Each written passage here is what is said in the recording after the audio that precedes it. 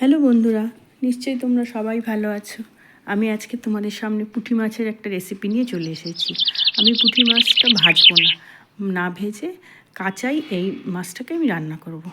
এটা আমার শাশুড়ির কাছ থেকেই শেখা। এই মাছটাকে আমি ভালো করে ধুয়ে লবণ হলুদ মেখে 5 মিনিটের জন্য ঢাকা দিয়ে রেখে দেব। এদিকে একটু মূলো কেটে নেব। মূলো ধনে পাতা দিয়েই মেনলি এটা করব। মূলোগুলো এই সাইজ করে কেটে নেব আর ধনে পাতা নিয়ে নেব।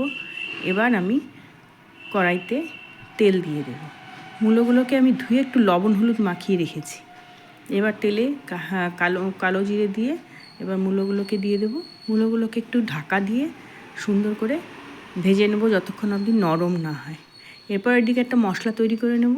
কাঁচা লঙ্কা, তারপর ধনে পাতা আর অল্প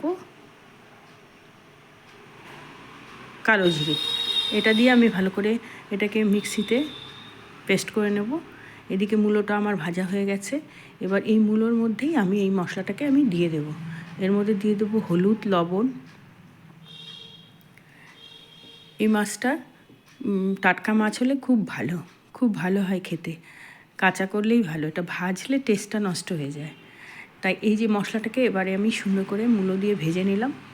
একদম জল ছাড়া হয়ে গেছে, শুকনো হয়ে গেছে। এবার আমি মাছটাকে দিয়ে দেব।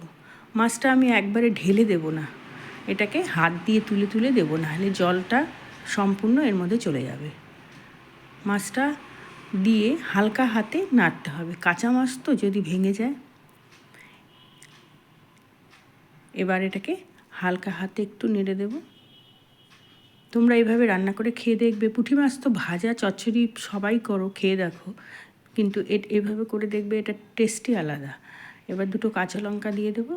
দিয়ে একটু কড়াইটাকে ধরে আস্তে আস্তে আমি ঝাঁকিয়ে, যাতে নিচটা লেগে না যায় তার জন্য ঝাঁকিয়ে দেব।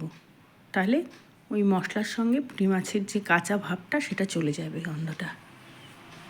এবার দেখো হয়ে গেছে। এবার আমি যে যেমন পরিমাণ মতো জল দেবে, তবে এটা ঝোলটা খেতে খুব ভালো লাগে, তাই একটু ঝোলটা বেশি দিলেই ভালো লাগে।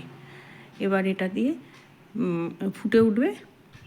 এবার আঁচটাকে এবার বাড়িয়ে দিতে হবে। মাছটার ঝোলটার সঙ্গে আস্তে আস্তে সেদ্ধ হবে। এই যে হয়ে গেল আমাদের পুঁটি মাছের ঝাল মূলো ধনে পাতা দিয়ে। এটা করা খুবই সোজা। যারা নতুন রান্না করছো তারা এটা ট্রাই করে দেখবে, খেতেও ভালো হবে, করতেও খুব সুবিধা। এবার নামানোর সময় একটু ধনে পাতা কুচি উপরে ছড়িয়ে দেবো গার্নিশিংয়ের জন্য।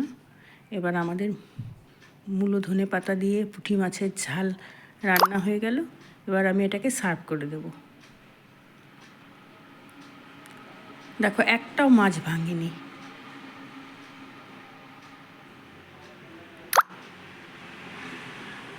এটা আমার শাশুড়ি খুব ভালো করতেন এবং আমাকেও শিখিয়ে দিয়েছেন।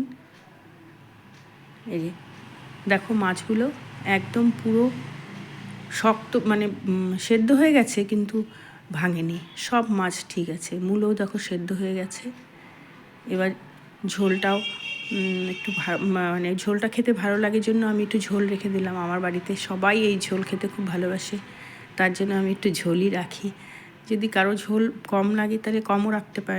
থ্যাংক ইউ বন্ধুরা আমার এই ভিডিওটা দেখার জন্য। এভাবে করে কমেন্ট করে বলবে কেমন